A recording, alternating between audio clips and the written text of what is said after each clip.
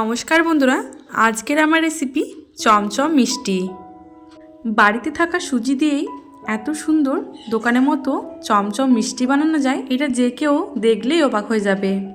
আর এর স্বাদ কিন্তু মুখে লেগেই থাকবে একবার বানিয়ে খাওয়ার পর। পারফেক্ট দোকানের মতো চমচম মিষ্টি বাড়িতে কিভাবে তৈরি করবেন, প্রথম থেকে শেষ পর্যন্ত পুরো ভিডিওটা দেখতে থাকুন। এখানে গ্যাসের উপরে আমি একটা কড়াই বসিয়ে দিয়ে হাফ টিস্পুনের মতো দিয়ে দিচ্ছি এখানে ঘিটা একটুখানি নাড়াচাড়া করে এর মধ্যে আমি দিয়ে দেবো এবার সুজি। এক বাটি পরিমাণ আমি সুজি দিচ্ছি। আপনারা যে কোনো কাপ বা বাটি মাপ করে নেবেন, তাহলে মিষ্টিটা বানাতে অনেকটা সুবিধা হবে। এবার সুজিটা দিয়ে দেওয়ার পর খুব ভালোভাবে 2 থেকে 3 মিনিট আমি নাড়াচাড়া করে নেব। খুব বেশি এখানে ভেজে নেওয়া দরকার নেই, একটুখানি নাড়াচাড়া করে দিলে কিন্তু হয়ে যাবে। আর গ্যাসের ফ্লেমটা এখন মিডিয়ামে রাখবো। এবার আমি এর মধ্যে দিয়ে দিচ্ছি দুধ। যে বাটির মাপ করে আমি 1 বাটি সুজি দিয়েছিলাম, সে বাটির মাপ করে 2 বাটি দুধ আমি দিয়ে দিচ্ছি।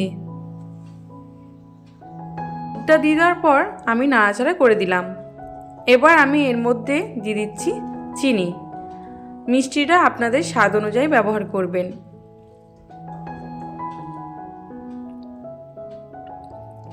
চিনিটা দিয়ে দেওয়ার পর একটুখানি নাড়াচাড়া করে আমি এর মধ্যে দিয়ে দিচ্ছি একদম সামান্য পরিমাণ লবণ। লবণটা দিলেই মিষ্টির স্বাদটা একটুখানি ভালো হয়। এবার লবণ আর চিনিটা দিয়ে খুব ভালোভাবে মিশিয়ে এখানে আমি একটা ডো তৈরি করে নেব। একটা সফট ডো আমাদেরকে তৈরি করে নিতে হবে। নাড়াচাড়া করতে করতে কিন্তু এই ডোটা আমাদের একদম তৈরি হয়ে গেছে। এবার গ্যাসের ফ্লেমটা আমি বন্ধ করে দিয়েছি। এবার আমি এর মধ্যে দিয়ে দিচ্ছি নারকেল গুঁড়ো। এই নারকেল গুঁড়োটা কিন্তু আমি বাড়িতেই তৈরি করেছি। নারকেলটা কুড়িয়ে নিয়ে শুকনো কড়াই ভালো করে নাড়াচাড়া করে দিলে কিন্তু এই নারকেল গুঁড়োটা তৈরি হয়ে যাবে। এটা আমি 2 টিস্পুনের মতো দিয়ে দিলাম। এবার ভালোভাবে মিশিয়ে একটা পাত্রের মধ্যে এটাকে আমি তুলে নেব। বন্ধুরা, আমি একটা পাত্রের মধ্যে নিয়ে নিয়েছি। এবার আমি এর মধ্যে দিয়ে দিচ্ছি 2 টিস্পুনের মতো গুঁড়ো দুধ। এই গুঁড়ো দুধটা দেওয়ার ফলে কিন্তু আমাদের মিষ্টির স্বাদটা আরও বেড়ে যাবে। এবার হাফ টিস্পুনের মতো দিয়ে দিচ্ছি ঘি। এবার সুজির ডোয়ের সাথে আমাদেরকে এই ঘি আর গুঁড়ো দুধটাকে ভালো করে মেখে নিতে হবে। এটাকে আমি 5 থেকে 10 মিনিটের মতো খুব ভালোভাবে মেখে নেব। বন্ধুরা, এই মিশ্রণটা কিন্তু আমার একদম তৈরি হয়ে গেছে। দেখতেই পাচ্ছেন যে এটা কিন্তু অনেকটা পরিমাণ সফট হয়েছে। এবার হাতের মধ্যে অল্প একটুখানি ঘি লাগিয়ে নিলাম। এবার ওই মিশ্রণটা থেকে অল্প একটুখানি অংশ নিয়ে প্রথমে হাতের মধ্যে নিয়ে গোল করে নিচ্ছি। তাতে করে মিষ্টির শেপটা কিন্তু খুব ভালো হবে। তারপর হাতের সাহায্যে একটুখানি লম্বা করে দিলে কিন্তু আমাদের এই চমচম মিষ্টির শেপটা খুব ভালোভাবে তৈরি হয়ে যাবে।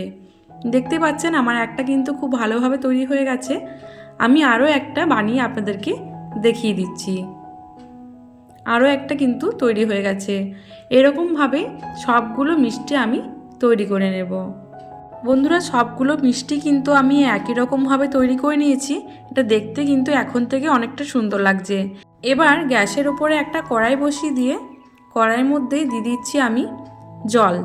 জলটা যখন খুব ভালোভাবে ফুটে আসবে, এই মিষ্টির থালাটাকে এই কড়াইয়ের মধ্যে আমি বসিয়ে দিলাম। মিষ্টিগুলো যাতে করে একটার গায়ে একটা লেগে না যায়, সেজন্য একটুখানি ফাঁকা ফাঁকা করে দিচ্ছি। এবার এই চমচম মিষ্টিগুলো আমি 10 মিনিটের জন্য ভাপিয়ে নেব।